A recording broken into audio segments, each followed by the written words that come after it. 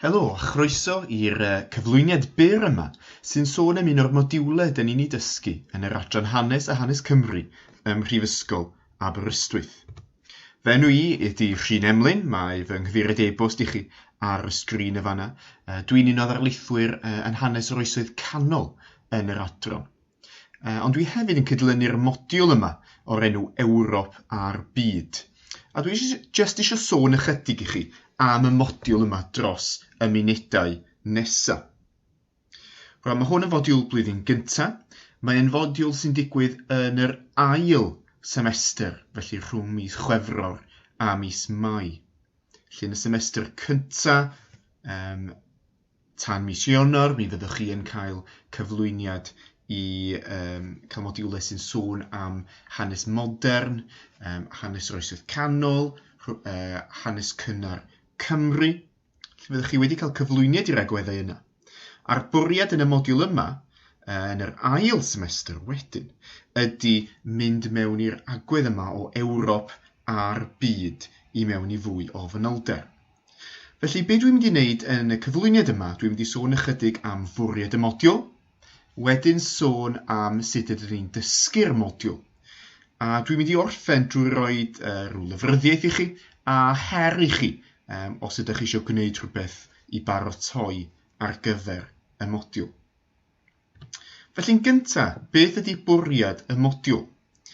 Wel, fel dwi wedi nodi yn fanna, y bwriad ydy astudio perthynas Ewrop, cyfandir Ewrop, gyda gweddill y byd dros 1000 o flynyddoedd diwethaf. Mae Ewrop mewn pob math o ffyrdd wedi cael cysylltiadau, wedi cael dylanwad, wedi cael ei effeithio gan rannau gwahanol o'r byd. Da ni'n aml yn gallu canolbwyntio ar ardaloedd bach pan da ni'n cyflwyno, neu gwledydd unigol, neu hyd yn oed cyfandiroedd penodol, pan ydyn ni'n meddwl am hanes. Wel, y bwriad yma di'n helpu ni feddwl am y cysylltiadau rhwng llefydd gwahanol ar y byd. A pwysleisio y dylanwad sydd yn digwydd y ddwy ffordd. Mae Ewrop wedi cael dylanwad mawr dros 1000 o flynyddoedd diwethaf a rannau eraill o'r byd. Ond y gwir hefyd ydy bod rhannau eraill o'r byd wedi cael dylanwad mawr ar Ewrop hefyd.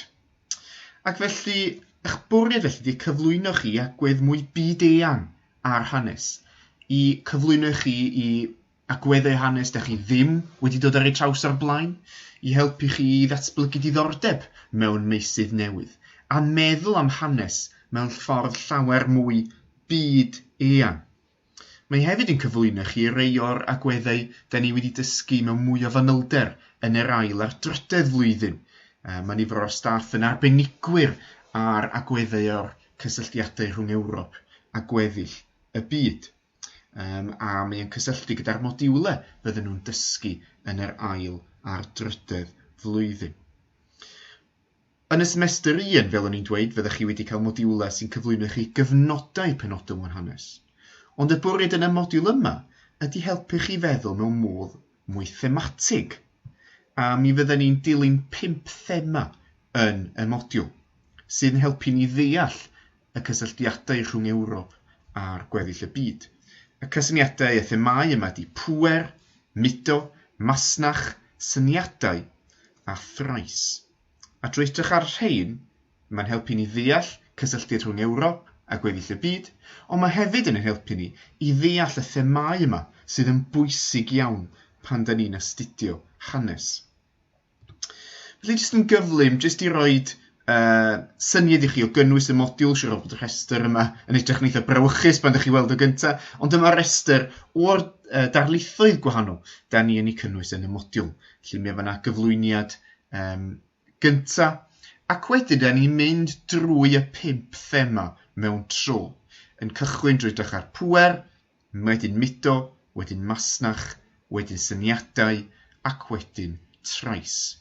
A be welwch chi'n fanna ydy bod yna un darlith yn cyflwyno'r syniad o pŵer mewn hanes Ewrop a gweddill y byd, ac wedyn I mwyn helpu chi I edrych ar anfo mwy o fanylder, da ni'n cyflwyno enghreifftiau diddorol o bŵer, neu mudo, neu masnach, neu syniadau, neu drais. Felly, enghraifft, da ni'n yn yr thema pŵer, mi fydd yna ddarlith ar y pwerau Ewropeaidd a dy gytuduriaid yn darganfod rhannau o'r byd, ond hefyd, fel da ni'n mynd i edrych ar pwer o fath gwahanol yn yr oes fodern, lle mae meddygaeth yn ffordd o gael pwer dros bobl. Lle ni'n edrych ar fathau gwahanol o bwer. Neu, masnach enghraifft arall, da ni'n edrych ar masnach mewn nwyddau, y fasnach cotwm, ond hefyd, beth am fasnach mewn pobl, ac yn edrych ar caeth wasiaeth hefyd. Felly mae hwn yn rhoi syniad i chi o'r cynnwys da ni'n neud yn y modiwl. Mae werth nodi mai dyma beth sy'n cael ei ddysgu yn y modiwl ar hyn o bryd, ond mae'r darlithoedd yn newid ychydig o flwyddyn i flwyddyn. Ond mae'n rhoi syniad i chi o beth sy'n cael ei ddysgu yn y modiwl.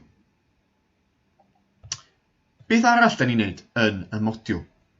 Wel, mae yna 5 seminar, un i bob thema, yn cyflwyno chi rhai o'r ffynonellau gwreiddiol, helpu chi drafod ac edrych yn fwy manwl ar y pwnc yna drwy edrych ar rai ffynonellau gwreiddiol.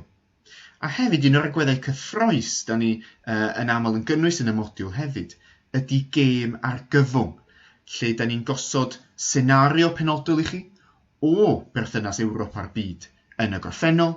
Da chi'n cael chwarae rôl grŵp o fewn hynny mewn grwpiau gwahanol, a'r cyfle i chi feddwl ynglyn â'r argyfwng, sut ydych chi'n ymateb, beth oedd yr heriau o ddwynebu pobl yn y gorffennol.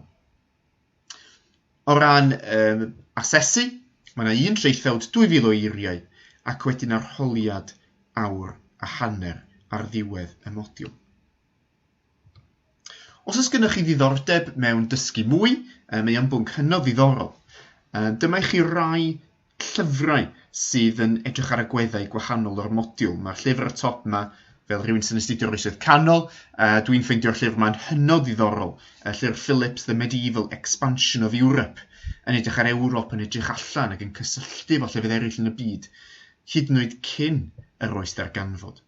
Ond mae yna nifer o lyfrau eraill defnyddiol yn fan hyn, y gallech chi chwilio amdanyn nhw. Ac os ydych chi'n teimlo bysach chi'n licio paratoi a meddwl chydig bach am y syniadau yma cyn dod i'r brifysgol a cyn cymryd y modiwl yma, dyma her i chi yn fan hyn. Dio ddim yn beth mae rhaid chi wneud, ond mae croeso i chi wneud o. Dewiswch un o'r 5 thema dwi wedi nodi yn y modiwl yma. Ac edrychwch ar y darlithoedd o fewn y thema, yr enghreifftiau o fewn y thema, i wneud chydig o ymchwil, neu rhywfaint o ymchwil i mewn i'r thema yna. A gallech chi fynd ati ar ôl wneud rhywfaint o ddarllen, dwi wedi nodi gallech chi sgwennu rhyw 300 i 500 gair sydd ddim yn lot mewn gwirionedd, am bwysigrwydd y thema yn cysylltu Ewrop a gweddill y byd. Pa mor bwysig oedd pwer, neu mudo, neu syniadau, neu trais, neu masnach yn helpu gysylltu Ewrop a gweddill y byd gyda'i gilydd dros y 1000 o flynyddoedd dwytha. Ac os da chi'n sgwennu hynny, mae croeso mawr i chi anfon o i fi mwyn i fi edrych yna fo a trafod y mater gyda chi. Felly diolch yn fawr iawn i chi am wrando. Dyma fy manylion cyswllt i eto. Os da chi eisiau cysylltu i ofyn am y modiwl, i ofyn am Aberystwyth yn gyffredinol, neu i anfon darn pwt da chi wedi sgwennu fel o'n i'n nodi yn fanna. Fy cyfeiriad e-bost ydy rre@aber.ac.uk. Diolch yn fawr iawn am wrando.